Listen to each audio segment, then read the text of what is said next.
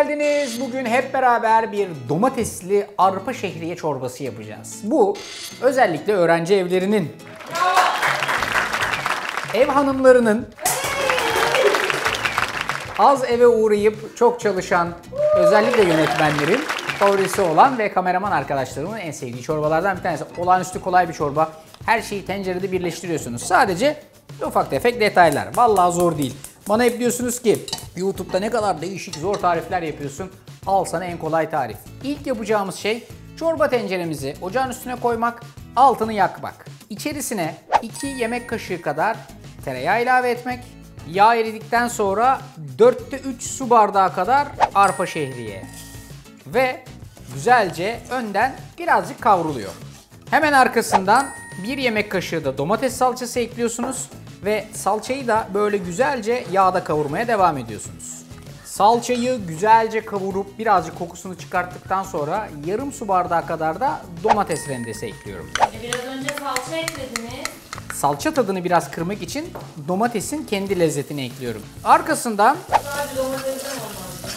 sadece domatesten de olur ama salça tadı birazcık daha pekiştiriyor. Bu ne arkadaş ya, sınava mı girdi? Bir sağdan bir soldan soru soruyorsunuz. Hep bu anı mı beklediniz merak etmek için? Sadece domatesten de olur.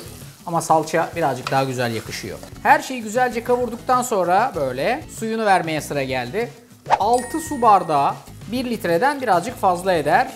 Mümkünse tavuk suyu. Hiç bulamıyorsanız şöyle güzel içme suyu tamamdır. Ekliyorsunuz. Güzelce bir karıştırıyorsunuz.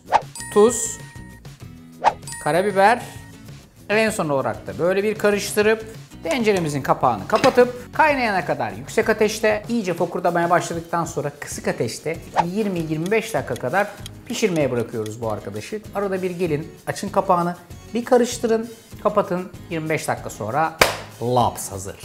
Çorbamız yarım saat güzelce tıkırdadıktan sonra böyle bir güzel kaseye servis ederken de üstüne ince kıyılmış maydanoz, limon suyu, olay tamamdır. Kıvama bak ya, bırak şimdi. Burada televizyon projesi çekmiyoruz, yani gerçek bir YouTube videosu çekiyoruz. Böyle her şeyi köküne kadar göstereceğiz.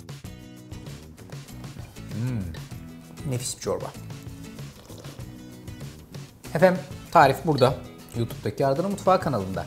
Beni çekimleri aç olarak hazırlıyorlar. Adeta böyle gladyatörleri yemeye hazırlanan aslanlar gibiyim. Bunu yiyeceğim şimdi.